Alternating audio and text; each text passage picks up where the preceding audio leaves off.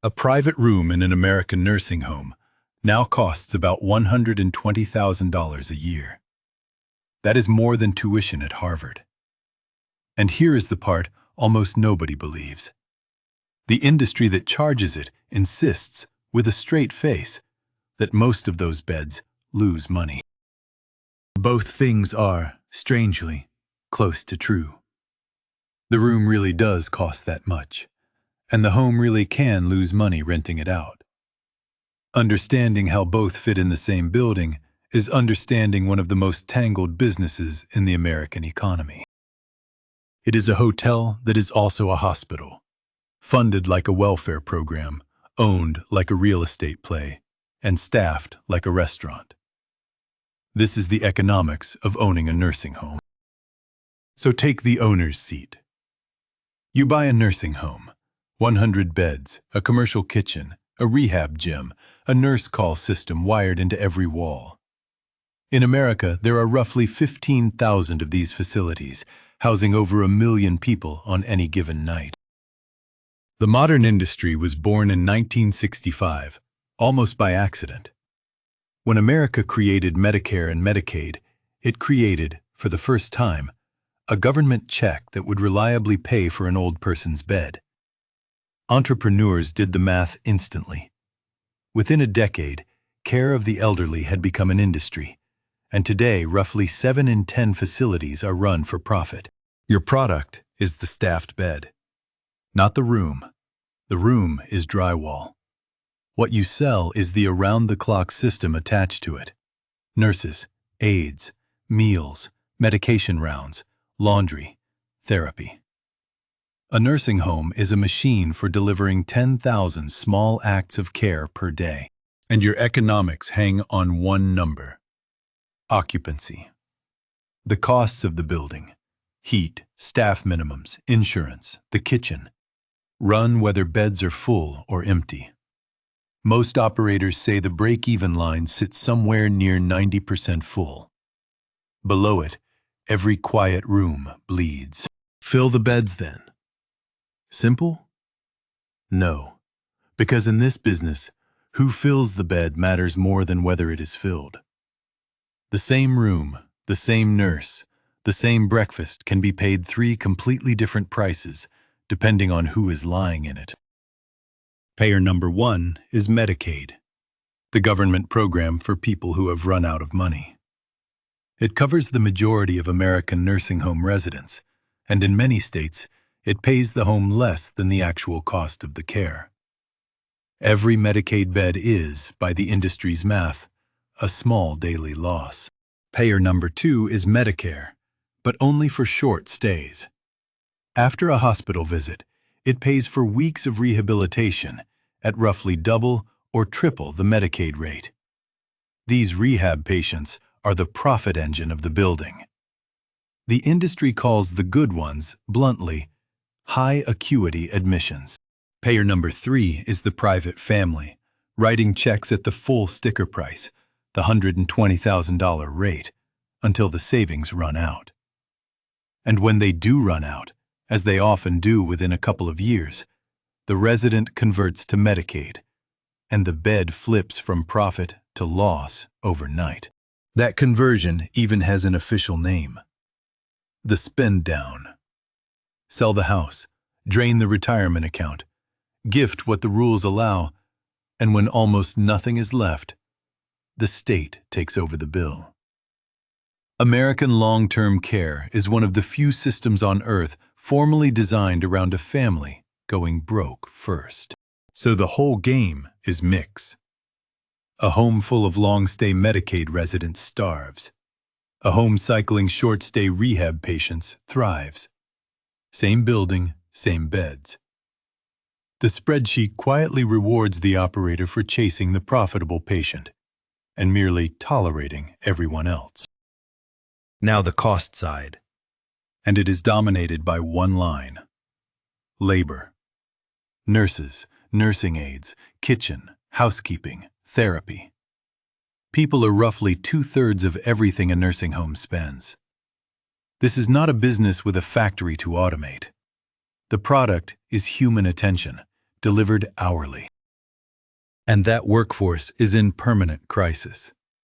Nursing aides do some of the hardest physical work in the economy for wages that compete with warehouses and fast food.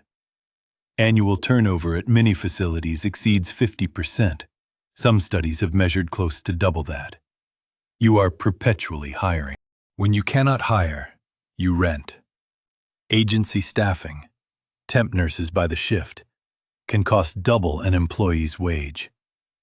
During the worst shortages, agencies became the single fastest growing expense in the industry. The alternative is closing a wing, which means emptying beds you need full. And regulators are pushing the other way, mandating minimum staffing per resident, backed by inspections and star ratings that families actually read. More staff means safer care, and a payroll the Medicaid rate may not cover. The math tightens from both sides at once. At this point, the business looks unownable. Capped revenue, exploding labor, 90% break-even. And yet, sophisticated investors have poured billions into it for decades, which means they are seeing something the income statement does not show. To find it, stop looking at the business and look at the building. Here is the inversion at the heart of this asset. In much of the industry, the nursing home you see is actually two companies. A property company that owns the real estate, an operating company that runs the care. And very often, the two share the same ultimate owner. The operating company pays rent, sometimes to a giant healthcare real estate trust, sometimes to a sister company controlled by the same investors. Rent, management fees, therapy contracts, supply contracts. Money flows out of the care business into related hands, each flow perfectly legal, each one thinning the operator on paper. The structure has real logic. Real estate borrows cheaply. Care operations carry the lawsuits. Splitting them protects the property from the liability. But it also means that when an operator pleads poverty, to a state, a union, a court, the poverty is partly a matter of where the family chose to book the profit. At the top of the pyramid, the beds themselves became a Wall Street asset class. Giant healthcare real estate trusts hold portfolios of hundreds of care buildings each, collecting rent from operators across the country. You can, right now, buy shares in the rooms where America grows old, and the dividends have been reliable. It is the ski resort trick, the theme park trick, in medical scrubs. The visible business runs lean so the invisible asset can compound. The nursing home loses money the way a casino's buffet loses money, as a line item inside a structure that, taken whole, has been very good to its owners. And the demand side should make the whole structure a fortune. 10,000 Americans turn 65 every single day. The 85 and over population, the group most likely to need a nursing home, is on track to roughly double by 2040. The customers are mathematically guaranteed. The supply side is doing the opposite. Very few new nursing homes are being built. Construction costs are brutal. Medicaid rates don't justify them, and communities rarely welcome the projects. In most states, the bed count is flat or shrinking, while the customer count compounds. Basic economics says scarcity plus guaranteed demand equals pricing power. And for the private pay wing of the market, assisted living, memory care, luxury senior communities, that is exactly what happened. Prices climbed, investors followed, towers rose. The money found the customers who still had money. Other rich countries answered the question America dodged. Germany created public long-term care insurance in the 90s. Japan followed in the year 2000, making the state the default payer for old age care. Neither system is cheap or perfect, but in both, a family's ruin is not the entry ticket, which sets up the puzzle of the final chapter. Demand guaranteed, supply shrinking, real estate compounding. By every rule of arithmetic, no nursing home should ever close its doors. And yet, they close constantly. Hundreds since the pandemic, whole counties left with none. The perfect machine keeps failing. The homes that close are the ones stuck on the wrong side of every split. Rural buildings with mostly Medicaid residents, no rehab pipeline, no property company cushion, and no staff within driving distance. When one closes, its residents are moved hours away. The market calls this efficiency. The pandemic then stress-tested the whole model at once, and the model failed hard. Occupancy fell from the high 80s toward 70%. Staff left in waves, agency costs exploded, and the industry that had run for decades at the edge of break-even discovered exactly what lies over that edge. Many buildings never reopened. The deeper problem is that America never decided who should pay for old age. Medicare, the program everyone assumes covers it, does not cover long-term care.